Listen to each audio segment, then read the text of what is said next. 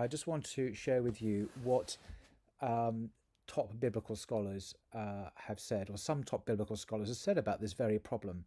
And I want to reference this huge tome. It's called the New Jerome Biblical Commentary, edited by Raymond Brown and others. This is actually from my student days at university. This was a text that I used. Now, this is not any old commentary. This is a Roman Catholic commentary, and it contains on the inside cover the imprimatur. Now, imprimatur is an official declaration by the Roman Catholic Church that this is approved for publication. So this is an official Roman Catholic document, and on the in the contents page, it has a forward, two forwards by two cardinals of the church. So they're the highest authorities in the church under the Pope. Cardinal Martini and Cardinal Bia have both written forwards or introductions to this. So this is a kind of official Roman Catholic text, and the people on it who edited it, Raymond Brown, Joseph Fitzmyer, are both Catholic priests, and Raymond Brown I heard lecture at Oxford University once. So on this passage in Matthew's Gospel, chapter 5, verse 17 onwards, I'll just read to you what they say, because it actually makes reference to Islam as well. Fascinating. So remember, Jesus says in Matthew 5, "Do not think I have come to abolish the law or the prophets." And these official Catholic biblical scholars say these verses give the basic legal principles of the Sermon on the Mount. They are the most controversial verses in Matthew, and there is no consensus on their interpretation. The interpreter must try to state the problem clearly and to provide a historically honest judgment, even at the price of theological tidiness. So this is what I like about these scholars. Even though they're committed Christians, they're priests, they're speaking on behalf of the church at the highest levels, they want to be honest.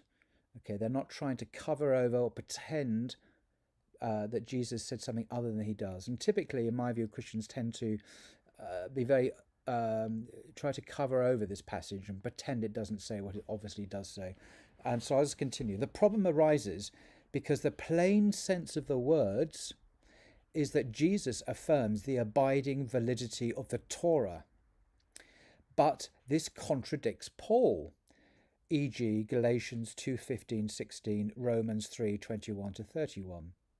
Moreover, no major Christian church requires observance of all 613 precepts of the Old Testament law, ethical and ceremonial, but only the ethical commandments, such as the Decalogue, that's the Ten Commandments, and the commandments to love God and neighbour, which is in Leviticus and Deuteronomy. Thus, there is a gap between the teaching here, in this passage in Matthew, and the teaching and practice of the churches. The position adopted here is the following. There are contradictions within the New Testament on penultimate matters. By penultimate matters, they mean on things that are just not ultimate importance, but just short of that, of secondary ultimate importance. So it's frankly acknowledging that there are contradictions and that Jesus' teaching in this passage contradicts Paul. Then, just to continue, this whole passage is extraordinary. And then it says that the verses in this passage reflect the outlook of Jewish Christianity, which, as a separate movement, was eventually defeated by Paulinism. Paulinism is Paul's own views, and died out, perhaps to be reborn in a different form as Islam. Wow. That's quite a confession.